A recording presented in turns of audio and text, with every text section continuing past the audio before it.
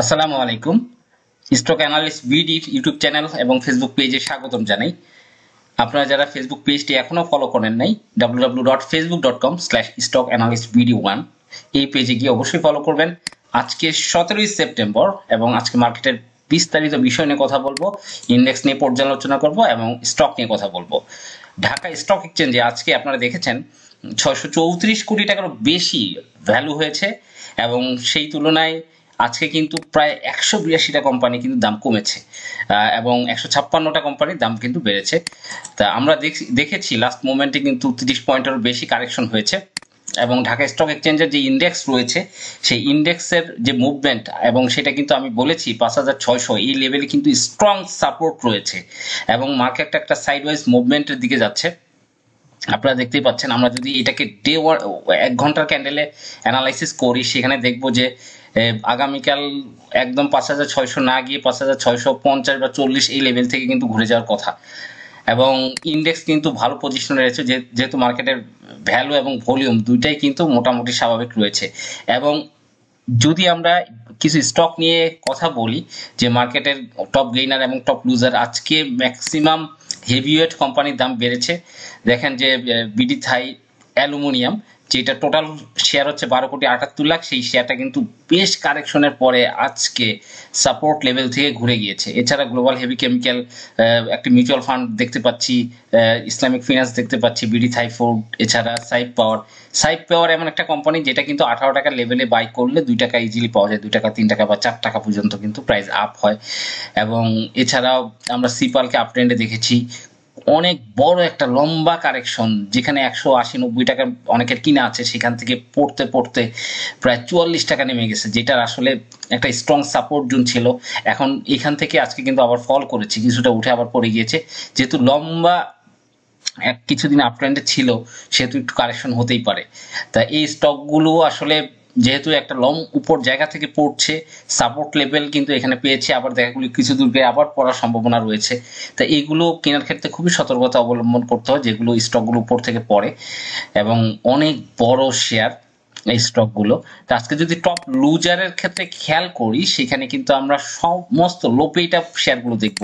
Libra Infusion, National Tea Company, Paper Processing, Orion Infusion, Sonali Paper, Gemini Sea, Tamizuddin Textile, তারপর Monospool, তারপর রহিম text, ISN, এই Haqqani park, এই স্টকগুলো লো paid up stock. Libra infusion আমাদের চ্যানেলে কিন্তু 703 টাকা থেকে আমরা বলেছিলাম, সেখান থেকে একটা বড় ধরনের আপট্রেন্ড 40%-এর উপর বেশি কিন্তু বেড়েছে এবং সেটা কিন্তু আজকে কারেকশনে গিয়েছে। তাই আসলে যে কোনো স্টক কিছু দূর বাড়লে একটু কারেকশন হয়, তার মানে নয় যে এটা দৌড়টা থেমে গেল, এইটা একটু মাথায় রাখতে হবে। আর যে লেভেলে কিনে আছেন হোল্ড করেন, আশা করি ইনশাআল্লাহ ভালো করবে। এবং অনেকেই আজকে নেটিং করেছে, অনেকেই প্রফিট টেকিং করেছে, যেহেতু উপরে চলে গেছে 1100 টাকা লেভেলে চলে গেছে, স্বাভাবিক এটা প্রফিট টেকিং হবেই।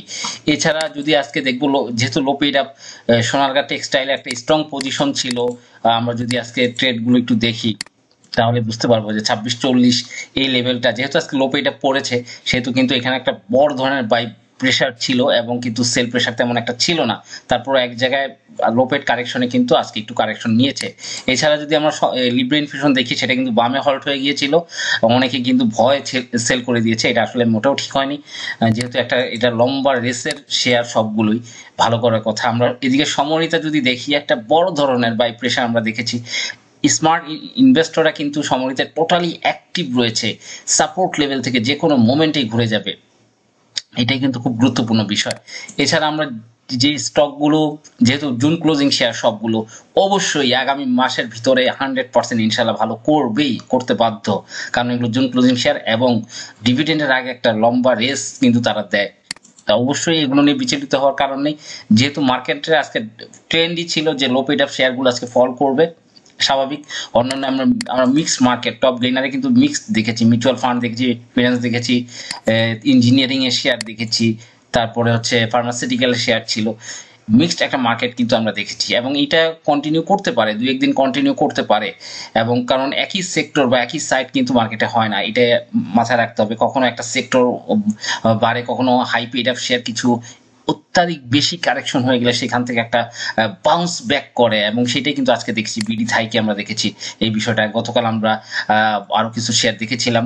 তা অবশ্যই আমাদেরকে যে কোনো একটা ট্রেন্ড ধরে আগাইতে হবে, সেটা লো পেড আপ হোক, কোনো সেক্টর হোক, অথবা সাপোর্ট লেভেলে কোনো স্টক হোক, এবং কোন শেয়ারগুলো সামনে ভালো করতে পারে, কোনো নিউজ আসতে পারে, কোনগুলো জুন ক্লোজিং সামনে ডিভিডেন্ড দিতে পারে, কত তারিখে ডিভিডেন্ড দিতে পারে, ইপিএস কেমন আসতে পারে, এই সকল বিষয় নিয়ে সবসময় মার্কেটে পড়াশোনা করতে হবে।